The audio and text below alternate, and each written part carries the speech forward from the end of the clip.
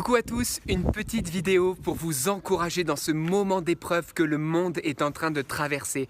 Je suis en ce moment en direct du Liban où je suis parti en retraite de carême dans mon village natal à Hadas Bralbak. Regardez, vous avez le beau clocher Saint-Georges qui est la petite église de chez nous. Et puis regardez la belle plaine de la Beka là juste à côté, c'est très très beau. Enfin bon, juste pour vous dire frères et sœurs qu'il y a de l'espérance. Ne vous laissez pas miner par la peur, morfondre par la peur, mais il y a véritablement une paix qui peut naître en cet instant. Alors oui, clairement c'est sûr, il y a une épidémie, il y a une pandémie, il y a un virus, certes invisible, mais qui fait tant parler de lui. Mais j'aimerais vous dire, frères et sœurs, alors bien sûr suivez les recommandations sanitaires, on est d'accord, mais je vous en prie, ne laissez pas la peur entrer dans votre cœur. Ne laissez pas le trouble, l'inquiétude, et puis toutes ces choses vous ronger de l'intérieur, parce que véritablement, notre paix n'est pas dans les événements du monde. Et ne mettez pas votre paix dans les événements du monde.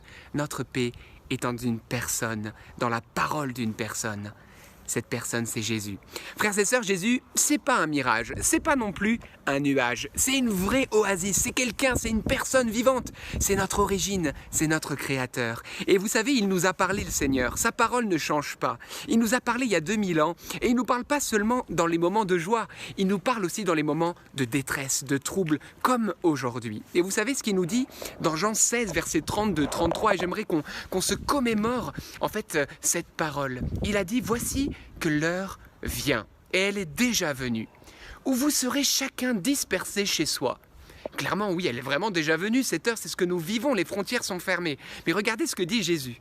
Il déclare, je vous ai dit cela pour que vous ayez en moi la paix. Il n'a pas dit la peur, mais la paix. Frères et sœurs, nous qui sommes chrétiens, notre paix est en lui et il est là le Seigneur. Et ensuite il a dit oui, dans le monde, vous avez à souffrir, mais gardez courage, car moi j'ai bel et bien vaincu le monde. Frères et sœurs, Jésus a vaincu ce virus. Jésus a vaincu cette pandémie. Jésus a vaincu aussi cet esprit de peur qui vient entrer dans nos foyers.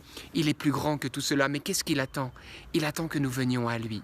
Alors comment on fait? Eh bien tout simplement, par la prière, frères et sœurs. Crions vers lui, demandons-lui son aide, réveillons-le alors que les vagues nous submergent et il va venir faire taire cela. Il a besoin de la prière de son peuple. Alors c'est le moment, frères et sœurs, que nous chrétiens, nous nous réveillons, que nous chrétiens, nous soyons des foyers d'espérance pour ce monde qui attend une parole d'espérance. Alors, vous savez aussi, je vais vous donner un remède très puissant contre la peur et également un remède de protection contre toute maladie. C'est le chapelet. Le rosaire, frères et sœurs, la Vierge Marie, qui ne cesse d'apparaître depuis Lourdes jusqu'à Medjugorje, nous dit « Mais priez mes enfants, mon fils se laisse toucher, il vous exaucera en peu de temps. » Moi je vous recommande, priez le chapelet ensemble, en famille. Sur le YouTube NDML, à 19h chaque jour, le chapelet est en live.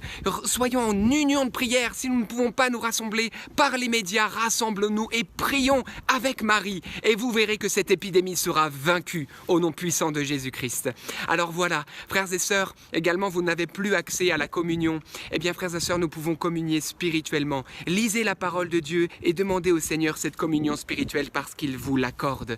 Enfin, que vous dire sinon que ma prière vienne vraiment aujourd'hui, ma prière c'est que le Seigneur vraiment vous bénisse, vous garde dans sa paix, dans sa présence et éloigne de vous tout mal. Et aussi ma prière c'est que vous qui me regardez aujourd'hui, vous soyez des flambeaux d'espérance pour les autres. C'est le moment de passer des coups de fil à vos proches pour prendre de leurs nouvelles. C'est le moment d'avoir soin les uns des autres. Alors, voilà, j'aimerais te dire, franchement, toi qui m'écoutes, n'oublie pas, ne laisse plus la peur entrer dans ton cœur, mais trouve ta paix dans le Seigneur. Que le Seigneur te bénisse et te garde en cette journée, rayonne et resplendit de sa lumière.